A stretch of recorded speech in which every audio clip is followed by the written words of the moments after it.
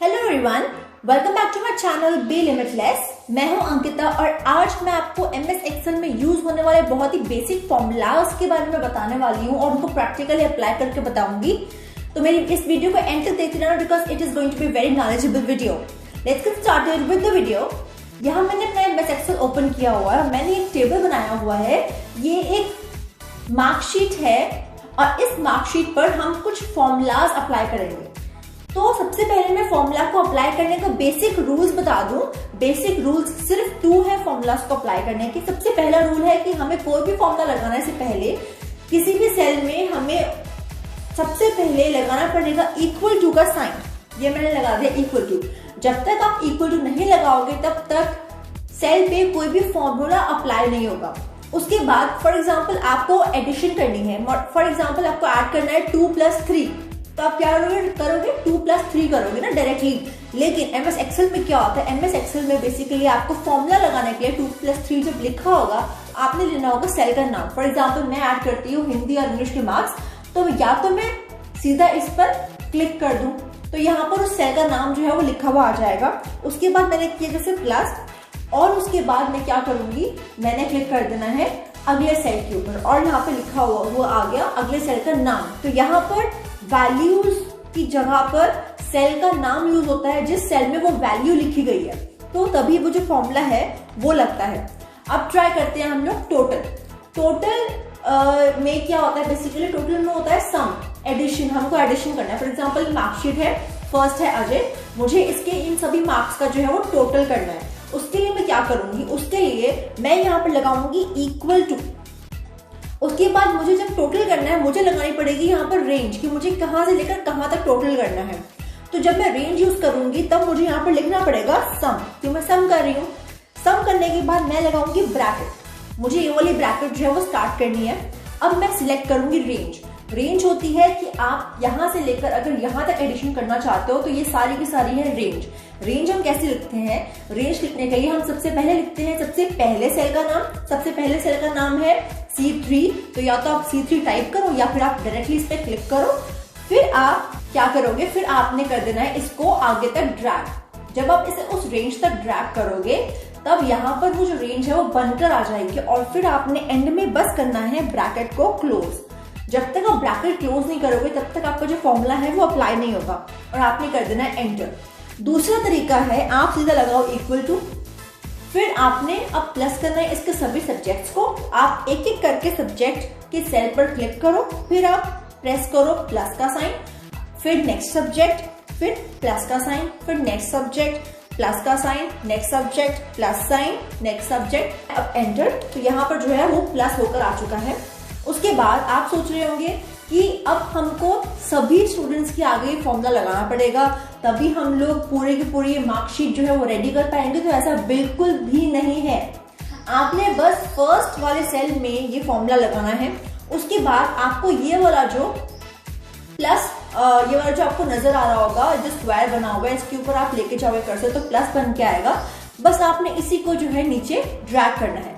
जब आप नीचे ड्रैग करोगे तो आप देख सकते हो नीचे तक वो जो है फॉर्मूला अप्लाई होकर आ चुका है। आप जिस भी सेल पर क्लिक करोगे आपको फॉर्मूला बार में वो फॉर्मूला नजर आएगा। आपने इस पे क्लिक किया, उसके अकॉर्डिंग फॉर्मूला आपको नजर आएगा, फिर आपने इस पे क्लिक किया, उसके अकॉर्डिंग आपको फॉर्मूला नजर आएगा। तो इसने हमारा एमएस एक्सेल पर काम करना बहुत ही सिंपल बना दिया। उसके बाद बारी आती है सब्ट्रैक्ट की। तो जैसे मैंने यहाँ पे लगाया सम, सब्ट्रैक्ट में ऐसा कुछ नहीं होता है। आपको डायरेक्टली सब्ट्रैक्शन करना पड़ेगा। जैसे हम 2 - 3 या फिर 3 - 2 करते हैं, उसके लिए हमें लेना पड़ेगा यहाँ पर सेल का नाम। मैंने लगाया इक्वल टू। इक्वल टू लगाने के बाद मैंने सिलेक्ट किया ये वाला सेल, इस सेल का नाम है D3। उसके बाद मैं लगाऊंगी माइनस का साइन और फिर मैं सिलेक्ट करूंगी नेक्स्ट सेल।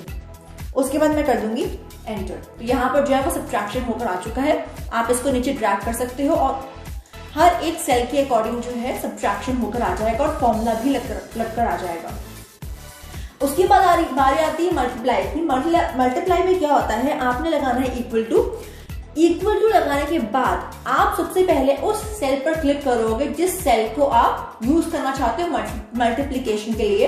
फॉर एग्जाम्पल मुझे हिंदी के मार्क्स और इंग्लिश के मार्क्स को मल्टीप्लाई करना है, तो मैंने पहले क्लिक किया हिंदी के मार्क्स के ऊपर C3। उसके बाद मैंने यूज करना है स्टार, ये वाला स्टार लगाना है। उसके बाद मैं क्लिक करूंगी इंग्लिश के मार्क्स पर। तो ये मेरा लग चुका है मल्टीप्लाई का फॉर्मूला। फिर मैंने कर देना है एंटर और मैंने इसको कर देना है ड्रैग ताकि ये पूरी की पूरी सीरीज में लगकर आ जाए। फिर बारी आती है डिवाइड की। डिवाइड भी हम वैसे ही करते हैं जैसे नॉर्मल डिवीजन करते हैं, बस हमने क्या करना है, हमने लगाना है इक्वल टू और हमने यूज करने हैं सेल के names instead of the actual values. तो मुझे फॉर एग्जांपल मल्टीप्लाई करना है 98 को 65 से, तो मैंने क्लिक किया 98 वाले सेल के ऊपर। उसके बाद मैंने प्रेस करना है डिवाइड वाला साइन, बस। उसके बाद आप क्लिक करोगे अगले सेल के ऊपर जिससे आप डिवाइड करना चाहते हो और आप कर दोगे एंटर। तो ये डिवाइड होकर भी आ चुका है और आप इसको नीचे ड्रैग कर सकते हो। उसके बाद बारी आती है एवरेज की। एवरेज में क्या होता है, एवरेज में एवरेज निकल कर आ जाएगा। बेसिकली एवरेज का फॉर्मूला क्या होता है, फॉर एग्जाम्पल मुझे इस रेंज का जो है एवरेज निकालना है। उसके लिए मैं क्या करूंगी, उसके लिए मैंने इन सबको प्लस करना है। उसके बाद डिवाइड कर देना है नंबर ऑफ वैल्यूज से। तो अगर नंबर ऑफ वैल्यूज जो है वो 5 है तो मैं डिवाइड करूंगी 5 से। पर इधर एवरेज में क्या है, आपको ऐसा कुछ भी करने की जरूरत नहीं है। आपने क्लिक करना है इक्वल टू। इक्वल टू पे क्लिक करने के बाद आपने लिखना है average equal to average bracket start और आपने लगा देनी है ये वाली रेंज। जब आप ये वाली रेंज लगा दोगे आपने कर देना है ब्रैकेट क्लोज। ब्रैकेट क्लोज करना बहुत ज्यादा इंपॉर्टेंट है किसी भी फॉर्मूला में एमएस एक्सेल के। फिर आप कर दोगे एंटर। तो यहाँ पर जो है मेरा एवरेज निकल कर आ चुका है इस तरीके से। उसके बाद बारी आती है परसेंट की। परसेंट और परसेंटेज में बहुत बड़ा डिफरेंस होता है। आई होप आपको पता हो, फिर भी अगर आपको नहीं पता तो मैं आपको दिखा देती हूँ। साइड में आपको शो हो रहा होगा इस टेक्स्ट बॉक्स में कि परसेंट क्या होता है और परसेंटेज क्या होता है। परसेंट होता है जब हम किसी भी सिंपल से नंबर का कोई परसेंट निकालते हैं। मतलब फॉर एग्जांपल मुझे 87 का निकालना है 2%, 87 का निकालना है 3%, 87 का निकालना है 4% या फिर 5%, आप जैसे मर्जी निकालना चाहते हो। वो होता है परसेंट, कि आप किसी नंबर का सिर्फ एक छोटा सा परसेंट निकालना चाहते हो। जबकि परसेंटेज क्या होता है, परसेंटेज होती है एक पूरे के पूरे टोटल का। जब आप परसेंटेज निकालते हो, जैसे हम किसी भी स्टूडेंट की टोटल परसेंटेज निकालते हैं, वो होती है उसकी परसेंटेज, जिसका होता है फॉर्मूला ये जो आपको टेक्स्ट बॉक्स में नजर आ रहा होगा। तो ये डिफरेंस होता है परसेंट और परसेंटेज में। तो फॉर एग्जांपल मुझे निकालना है 85 का 20%, तो मैं क्या करूंगी, मैंने लगाना है इक्वल टू। इक्वल टू लगाने के बाद मुझे फॉर्मूला के अकॉर्डिंग क्लिक करना है 85 के ऊपर। फॉर एग्जाम्पल 65 ले लेते हैं। 65 के ऊपर मैंने क्लिक किया। 65 के ऊपर क्लिक करने के बाद जैसे हम परसेंट निकालते हैं, परसेंट निकालने के लिए हम 65 को पहले इंटू करते 20 से, उसके बाद डिवाइड करेंगे 100 से। तो इसमें हमने क्या करना है, हमने करना है स्टार 20 फिर डिवाइड 100। इतना सिंपल है इस फॉर्मूला को अप्लाई करना। हमने कर देना है एंटर। जब हम इसको ड्रैग करेंगे तो जो फॉर्मूला है वो रिस्पेक्टिवली लगकर आ जाएगा। उसके बाद बारी आती है परसेंटेज की। परसेंटेज में भी हम क्या करेंगे, फॉर्मूला के अकॉर्डिंग इक्वल टू लगाएंगे। इक्वल टू लगाने के बाद हम लेंगे टोटल मार्क्स। टोटल मार्क्स को हम इनटू करेंगे 100 से और डिवाइड करेंगे 500 से, जैसे हम नॉर्मल परसेंटेज को कैलकुलेट करते हैं। तो ये आ गई परसेंटेज। और अब जब आप इसको ड्रैग करोगे तो ये टोटल परसेंटेज जो है वो बनकर आ गई है। अब आता है काउंट। काउंट का मतलब होता है काउंट करना। बहुत ही सिंपल है। काउंट क्या करेगा, फॉर एग्जांपल मैंने ये सारी की सारी रेंज जो है सिलेक्ट करी। अब काउंट क्या करेगा, काउंट वाला जो फॉर्मूला है वो ये काउंट करेगा कि कितने सेल्स में न्यूमेरिकल वैल्यू लिखी है। तो जैसे कि अगर मैं ये वाली रेंज सिलेक्ट करती हूँ तो 1 2 3 4 5 6, तो इसका आंसर आएगा 6। फॉर एग्जाम्पल इसको अप्लाई करते हैं। मैंने लगाया इक्वल टू। इक्वल टू लगाने के बाद मैं लिखूंगी काउंट और स्टार्ट कर दूंगी ब्रैकेट। ब्रैकेट स्टार्ट करने के बाद मैंने सिलेक्ट करनी है वो रेंज। जब मैंने रेंज सिलेक्ट कर दी मैं करूंगी ब्रैकेट क्लोज। अब आप देख सकते हो इसका जो आंसर आना चाहिए वो आना चाहिए 6, जबकि मैंने सिलेक्ट की है 7 की रेंज। अब 6 क्यों आएगा, बिकॉज एक सेल में जो है न्यूमेरिकल वैल्यू नहीं है, इसलिए इसका आंसर आएगा 6। और आप देख सकते हैं इसका आंसर जो है वो 6 आ चुका है और इधर हर एक सेल पे आंसर 6 ही आएगा। उसके बाद आता है काउंट ए।